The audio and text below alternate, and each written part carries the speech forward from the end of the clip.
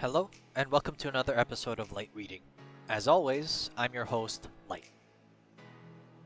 Our first manhwa for the day is The Producer's Second Life, a modern manhwa that I've currently read up to chapter 136. The Producer's Second Life's main character is Kang Jun-soo, a depressed producer that had all of his ideas stolen by his superior in the industry. Just when he was about to give up on everything though, he ended up regressing back to the day that he joined the company. Given this new opportunity, he does everything he can do to prevent his future sufferings while also producing the shows that he wanted to do. The story is an 8 out of 10. The initial hook on Jun-soo's regression to ensure that he doesn't fall prey to the same people who took advantage of him in his first life is a good one. Afterwards, the continuation of projects kept my attention after the hook was over. The characters are 7 out of 10. There are a lot of characters that are introduced due to his professional job of being a producer. However, there are a number of romantic interests as well. I will say that, at least at this point, there seems to be some potential direction in actually having a romance, but it isn't certain just yet. The art is 9 out of 10. It's probably one of the reasons why I like this manhwa so much. Instead of some of the acting genre style which you've seen in some of my previous videos, you get to see a lot more of what goes on to actually creating a drama or a variety or a comedy project to get going and actually produce it. I enjoyed having the different atmospheres for each project that I've seen so far. If you're a fan of the modern regression genre and you're okay with a main character that wants no regrets with a second chance, The Producer's Second Life would be one for you. In addition, if you're a general fan of the acting genre as well, there are enough elements of that genre in this manhwa that you would enjoy it as well. Our next manhwa is Overgeared, a game manhwa that I've had the opportunity to read some of the original novel before the manhwa adaptation was released. I've currently read the manhwa up to chapter 229. Overgeared's main character is Shin Young-woo, otherwise known as Grid in Satisfy, the massively popular VR game in this version of Earth. If there's one thing to know about Grid, is that he is characteristically very unlucky, to the point that anything with a percentage to fail will likely fail for him, even if the likelihood for success is high. Grid, with this unluckiness, somehow stumbles his way across a legendary class change for his account, but ends up having to start all over from scratch again, and actually being worse than a new account in some ways. From here though, well, you should see for yourself. The story is 10 out of 10. The beginning, of course, is heavily centered on Grid as he makes his way through his unlucky starting point again.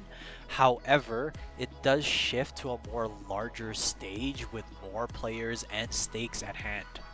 There's enough overarching things that the story keeps you guessing on what may happen next, but it also ensures that you're never truly lost on what's at least right in front of you at the moment. The characters are a 10 out of 10 as well. Watching Grid grow from being a very selfish and self-centered person into someone capable of caring and putting others before himself is so gratifying. This character development, especially his relationship with the NPCs within Satisfy, are some of the most endearing and touching moments that I've been able to read personally. The art is a 9 out of 10. The manhwa does a good job of showcasing the properties of the game and powers that each individual character in the manhwa have. It was a pleasure seeing some of the characters that I had initially read in text form interpreted in a much better way than what my imagination would have come up with.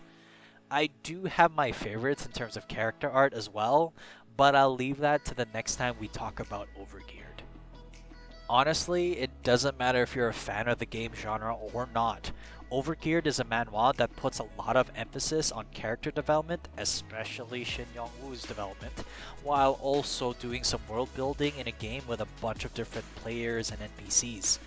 Give Overgeared a shot. You won't regret it, unlike Grid with his luck.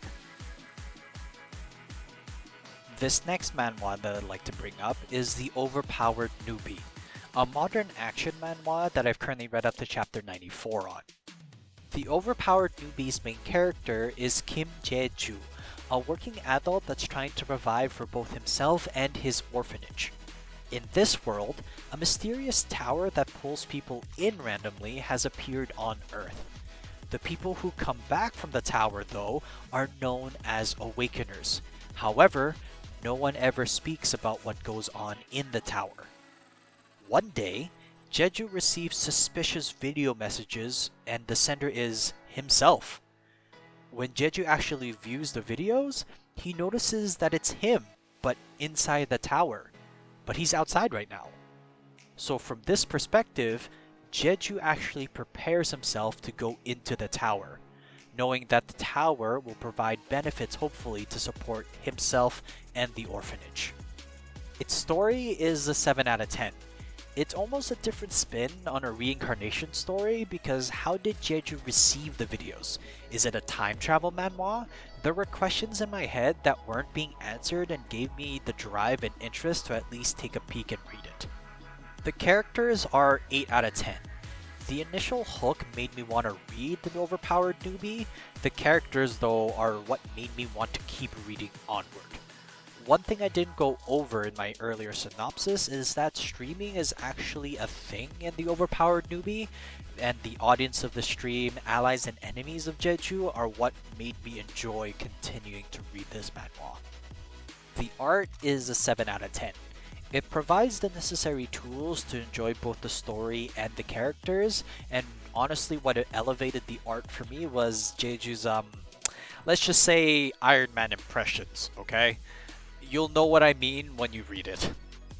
If you're a fan of the modern action genre that has a main character with a strong personality with a twist of sci-fi elements in a modern fantasy setting, take a look at the Overpowered Newbie. It's one for you. One manga that I've been looking at that finally just got the chance to start reading is the Reincarnation of the Forbidden Archmage. That's actually just the translated title as I'm unsure of how to pronounce the original Japanese title, but I'll put that in the description below. The Reincarnation of the Forbidden Archmage's main character is Saikyou, a skillless adventurer in a version of Earth that's riddled with dungeons. Saikyou, however, is actually a reincarnated individual.